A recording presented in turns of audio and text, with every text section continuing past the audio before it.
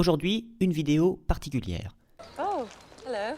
Ah, sorry, hello. Aujourd'hui, donc, une vidéo particulière, un peu spéciale, comme on disait sur cette plateforme en 2014, parce que j'ai pris le parti de faire un pastiche de l'émission Blow Up d'Arte, que peut-être vous connaissez. Donc sur la forme, c'est une quasi-parodie, j'espère que j'ai pas trop forcé sur mon imitation du ton de la voix off, et sur le fond, c'est un condensé de la vie d'un auteur qui compte beaucoup pour moi, Émile Zola. En attendant de revenir à Kaamelott ou à d'autres œuvres contemporaines, j'espère que cette vidéo différente vous plaira, et si c'est le cas, vous pouvez bien sûr vous abonner, ça fait toujours plaisir. Bonne vidéo! Comme tous les ans, l'approche des épreuves du baccalauréat de français m'a donné envie de me replonger dans l'œuvre d'Émile Zola et de me poser cette question simple, c'était qui, ou plutôt c'était quoi, au juste, Émile Zola? Voici ma réponse, subjective, en 10 petites madeleines.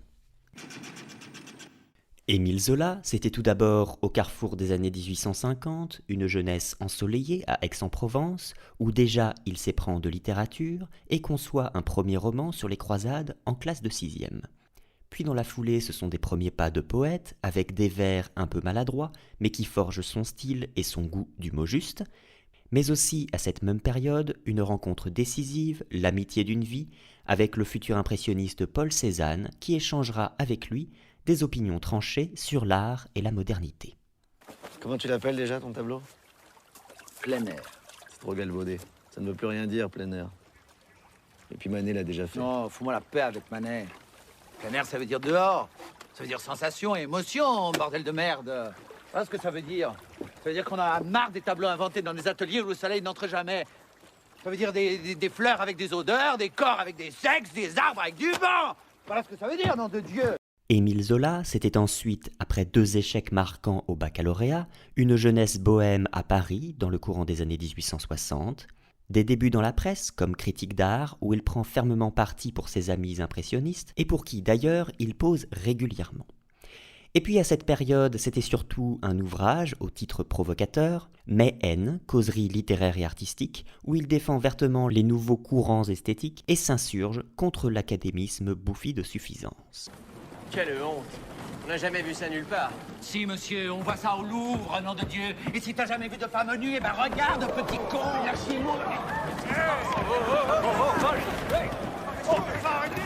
Mais encore, Émile Zola, c'était aussi dans la continuité des années 1860 et 70, plusieurs contes et nouvelles qui préfigurent puis affirment le courant naissant du naturalisme, et puis plusieurs romans de jeunesse qui explorent des amours déçus, un roman intimiste en 65, un roman de commande en 67 et un roman adapté d'une de ses propres pièces refusées en 68, mais aussi et surtout Thérèse Raquin en 1867, où l'on voit déjà se développer son intérêt pour les thèses physiologistes en vogue à l'époque. Soit Thérèse Raquin, tempérament nerveux qui s'ennuie au contact de Camille, son mari maladif, puis vient le coup de foudre avec Laurent, tempérament sanguin, suivi d'une idylle si intense que les amants en viennent à assassiner le mari gênant, mais le poids de ce meurtre ne cessera de les hanter jusqu'à changer l'amour en haine et pousser les personnages au suicide. Déjà pointe sous la plume de Zola la violence des sentiments et la prédestination héréditaire qui parsème son œuvre. Si tu es sauvé, j'aurais fait pour toi tout ce que je voulais faire. Mais j'ai tué pour toi. Ça ne compte pas. Il fallait pas le tuer. Est-ce que tu as fait un geste pour m'arrêter? C'est toi qui l'as tué, pas moi. C'est nous deux. Ensemble. Et tu es aussi coupable que moi. C'est toi qui as ouvert la portière, c'est toi qui l'as poussé, c'est toi qui l'as tué. Émile Zola, c'était aussi et surtout, avec la chute du Second Empire, l'œuvre d'une vie et peut-être le cycle littéraire le plus célèbre de la littérature française, je veux parler bien sûr des Rougon-Macquart. Soit une famille issue de la ville fictive de Plassans, qui a des airs d'Aix-en-Provence du jeune Zola.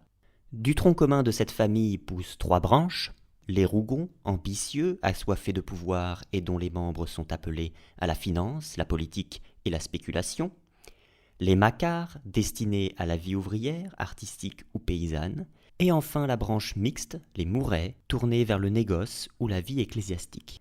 Bien entendu, un résumé si incomplet ne saurait rendre hommage à cette immense fresque de la vie sous le Second Empire, où Zola suit scrupuleusement les mineurs, les couturiers, les hommes politiques, les bourgeois de province, les cheminots, les soldats, les paysans, les commerçants, les peintres, les curés et les banquiers, et tout le peuple français de ce 19e siècle bouillonnant.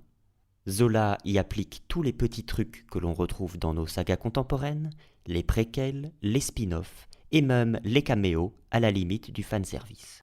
Il y a 4 mondes. Le grand monde, les rois, les reines, les nobles, les riches. Ensuite, tu as les bourgeois, les commerçants, les spéculateurs, les ambitieux. Ça, je connais. Et puis tu as le monde à part. Les putains, les assassins, les prêtres. Et enfin, les ouvriers. Personne ne parle jamais des ouvriers.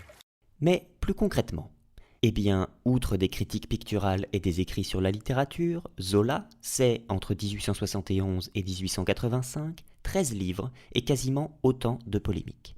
On critique son style cru, on jalouse son succès auprès du public, on attaque les thèmes populaires qu'il développe, mais Zola, c'est surtout à cette période 2 immenses succès, L'Assommoir en 77, qui explore le monde ouvrier parisien et les ravages de l'alcool, un roman que Zola décrira comme le premier sur le peuple qui ne mente pas et qui est l'odeur du peuple, rien que ça.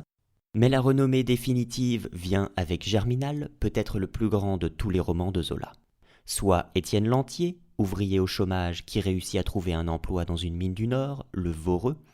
Il y découvre le travail harassant, les salaires de misère et les dangers de la fosse. Alors vient la grève, très longue, la faim, le grisou, les tirs de la troupe, et toute la prose épique de Zola pour dépeindre cette lutte implacable. Mais vous n'avez plus peur ni froid maintenant. Et vos torches illuminent la forêt comme en plein jour. C'est ça la force de l'union. Ensemble, tout est possible. Et comme je vous vois d'ici, mon frère, vous êtes magnifique. C'est toi qui es magnifique, Étienne. Alors assez de courber les chines. Assez de crever enterrés vivants. Soyez forts et braves, mes frères, car ce que le grisou, les éboulements, le feu et le froid n'ont pas pu faire, c'est pas présent qu'il fera.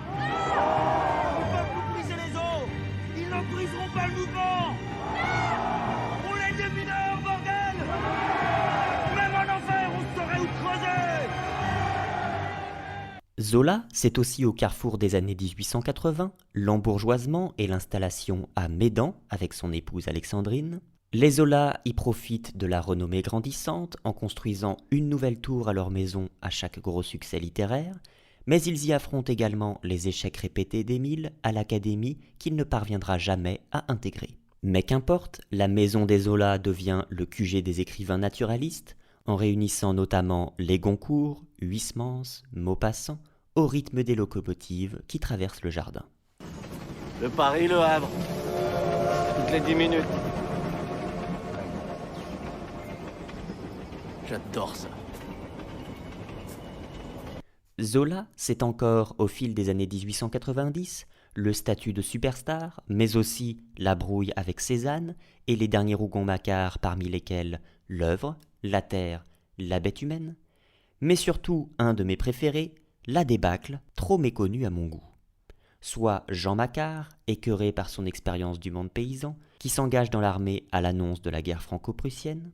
Il se lie alors d'amitié avec Maurice, intellectuel républicain, mais Sedan et la déroute séparent les 2 hommes, qui se retrouveront dans des camps opposés lors des événements tragiques de la glorieuse Commune de Paris, entourés des flammes de la Semaine sanglante. Zola donne dans ce roman une conclusion historique à sa fresque et acquiert définitivement le statut de grand auteur dont chaque intervention compte désormais dans le débat public. Un nouveau Zola, on en dira des nouvelles. Car bien évidemment, Zola c'est aussi l'engagement total dans l'affaire Dreyfus pour la défense du capitaine injustement accusé d'espionnage. S'étant déjà illustré par plusieurs articles condamnant l'antisémitisme, qui d'ailleurs le brouillent avec Daudet et les Goncourt, Zola prend contact avec le camp Dreyfusard, Clémenceau, Laborie, puis s'engage franchement dans la bataille avec J'accuse, l'immensément célèbre lettre au président de la République, dont Jules Guesde dira qu'elle est l'acte le plus révolutionnaire du siècle. Avec ce coup stratégique de maître viennent le scandale, un procès en diffamation, l'exil et finalement la vérité triomphante. Cette lettre est longue, Monsieur le Président, et il est temps de conclure. J'accuse le lieutenant-colonel du Paty de Clam d'avoir été l'ouvrier diabolique de l'erreur judiciaire. J'accuse le général Mercier de s'être rendu complice, tout au moins par faiblesse d'esprit, d'une des plus grandes iniquités du siècle. J'accuse le général de Boisdeffre d'avoir eu entre les mains les preuves certaines de l'innocence de Dreyfus et de les avoir étouffées. J'accuse enfin le premier conseil de guerre d'avoir violé le droit en condamnant un accusé sur une pièce restée secrète. Et j'accuse le second conseil d'avoir couvert cette illégalité par ordre, en commettant à son tour le crime juridique d'acquitter sciemment un coupable. Émile Zola, c'était ensuite, à la toute fin du XIXe siècle, 2 cycles romanesques plus modestes que les Rougon-Macquart, Les Trois Villes, Lourdes, Rome, Paris, trilogie très vite mise à l'index par le clergé, où Zola s'interroge sur la place des religions dans la société. Puis vient la dernière œuvre de Zola, inachevée, et qu'il baptise les 4 évangiles. Ce sont Fécondité, dont le sous-texte nataliste apparaît aujourd'hui fort dépassé, Travail, où Zola explore des idéaux socialistes comme l'abolition du salariat, Vérité, parabole du combat pour la défense de Dreyfus, et Justice, jamais commencée, mais qui semblait devoir être une ode à une république universelle contre le nationalisme et le militarisme. Quand une société en est là, elle tombe en décomposition. On nous parle de l'honneur de l'armée, on veut que nous l'aimions, certes, oui.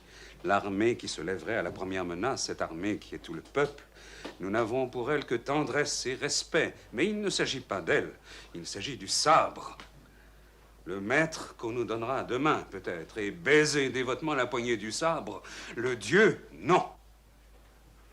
Enfin, Émile Zola, c'est un tout début du XXe siècle crépusculaire, avec, en 1902, une mort mystérieuse par intoxication au monoxyde de carbone, la thèse de l'assassinat n'ayant jamais été formellement écartée. Avec la disparition de cet immense écrivain, viennent les hommages de Clémenceau, de Jaurès, et surtout d'Anatole France, qui prononce son oraison funèbre et déclare « Il fut un moment de la conscience humaine ». Et quelques années plus tard, en 1908, Zola c'est une entrée solennelle au Panthéon, où il repose depuis plus de 100 ans.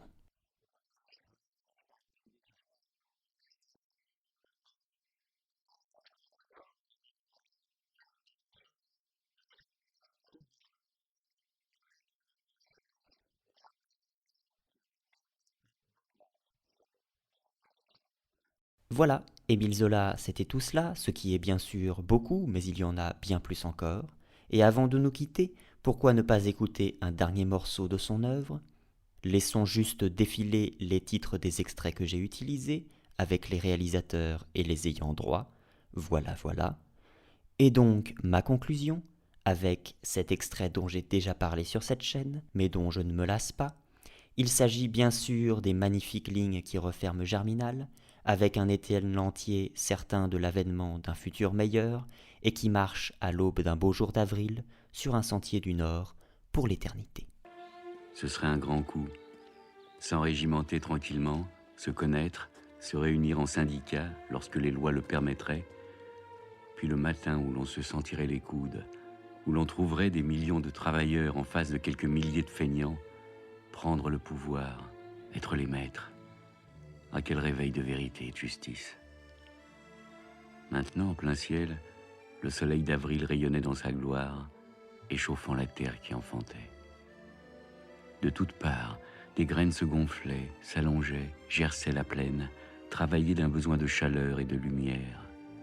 Un débordement de sève coulait avec des voix chuchotant.